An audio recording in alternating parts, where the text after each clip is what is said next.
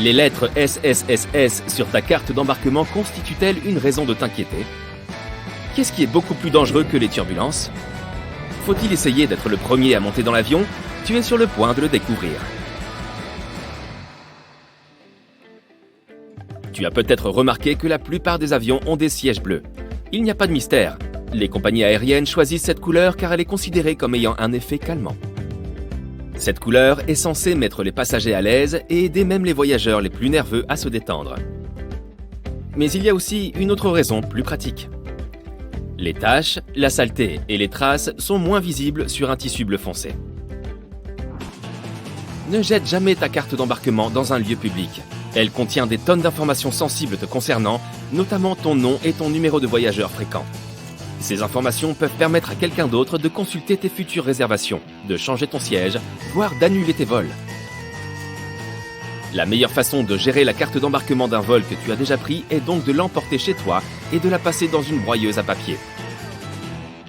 À propos, si tu vois les lettres SSSS ou S sur ta carte d'embarquement, prépare-toi à des contrôles de sécurité supplémentaires. Au lieu de ces lettres, il peut y avoir un motif damier.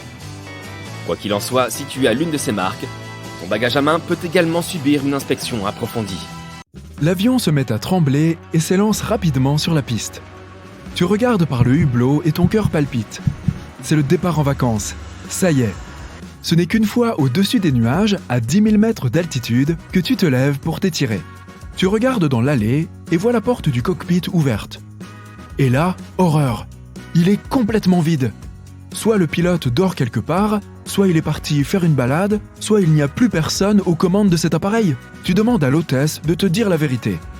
Cet avion est entièrement automatisé et il n'y a rien que tu puisses faire. Les avions autoguidés ne relèvent plus de la science-fiction. Ils sont déjà là. De nombreuses entreprises affirment que voir des vols commerciaux sans pilote n'est plus qu'une question de temps. Il reste surtout à convaincre le grand public qu'ils sont sûrs. Certaines personnes ne réalisent pas qu'une fois le signal de bouclage de ceinture éteint, un avion de ligne vole déjà de façon autonome. Le pilote automatique peut monter, descendre et virer de bord tout seul. Nous avons tous déjà voyagé avec un système automatisé, mais sans savoir à quel point il l'était.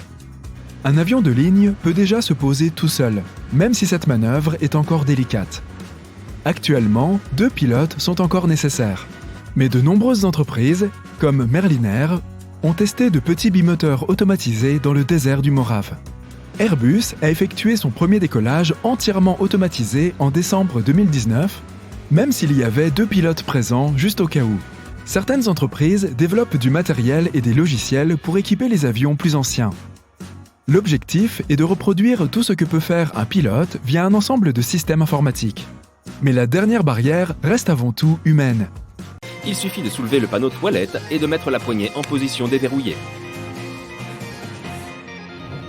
Les pilotes ne se soucient pas franchement des turbulences. C'est parce qu'ils savent qu'il existe une chose bien plus dangereuse que n'importe quelle turbulence, les courants ascendants.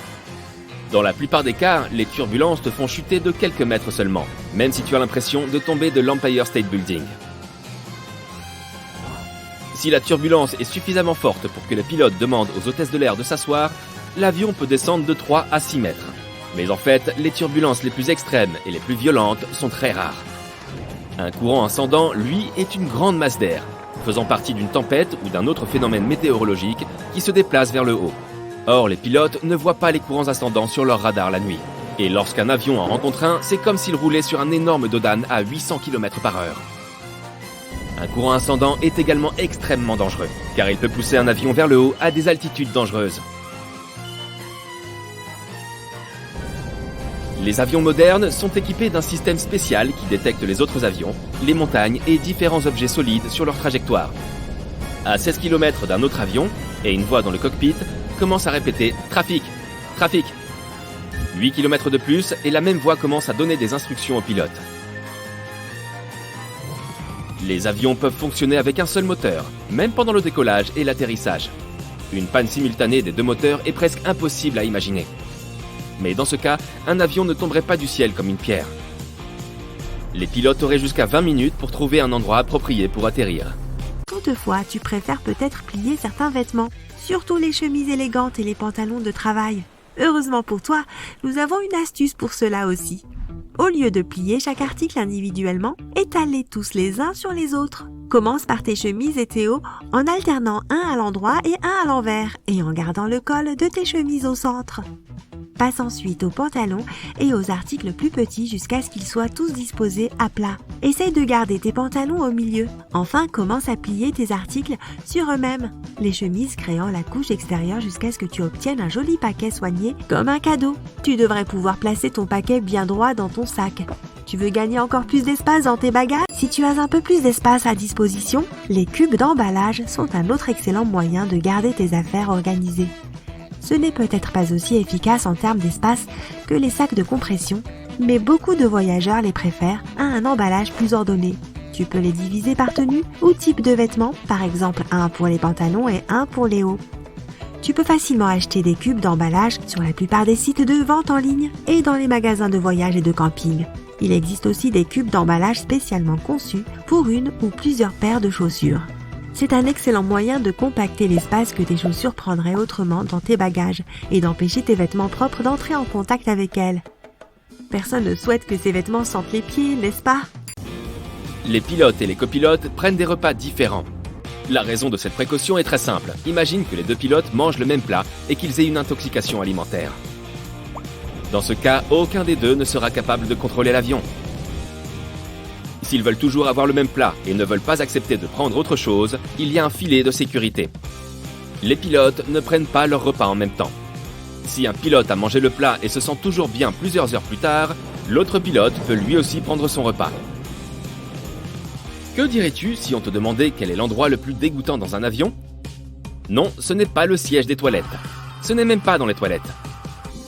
Les hôtesses de l'air recommandent de faire particulièrement attention aux appuis-têtes, aux pochettes des sièges, aux tablettes et aux ceintures de sécurité.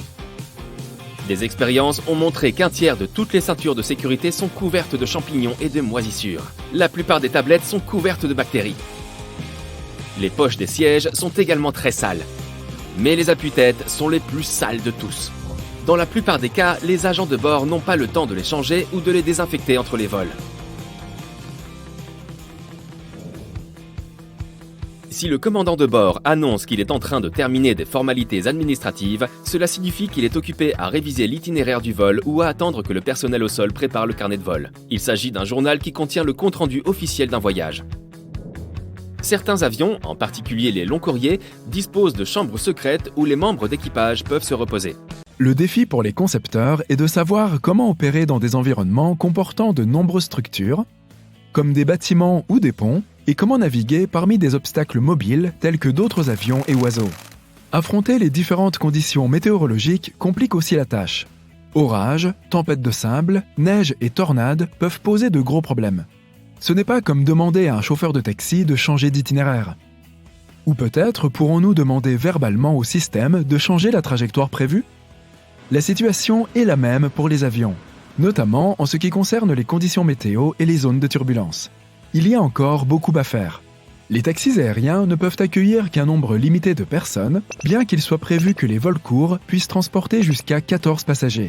La confiance en ces véhicules est telle que Skyports, une start-up de Melbourne en Australie, veut commencer à exploiter les vols en taxis aériens à échelle nationale d'ici 2025. D'autres grandes entreprises sont également en course, comme Boeing, Airbus et Toyota. Les plus gros avions étant déjà capables de voler sans pilote, on peut se demander pourquoi ils n'ont pas déjà fait de taxi. Les gens finiront sûrement par s'y habituer. Mais il reste quelques obstacles, surtout au niveau des réglementations. Les lois traînent encore un peu, mais le marché des taxis aériens pourrait représenter une industrie de plusieurs billions de dollars d'ici 20 ans. Tous les experts ne sont pas encore d'accord sur la fiabilité de cette technologie. Peu de gens savent utiliser correctement un oreiller de voyage. Habituellement, les deux extrémités du coussin en forme de U sont dirigées vers l'avant. La position correcte consiste à mettre l'oreiller dans l'autre sens. L'arc doit être sous ton menton et les deux autres extrémités doivent être tournées vers l'arrière. Ton cou sera beaucoup mieux dans cette position et tu feras une excellente sieste.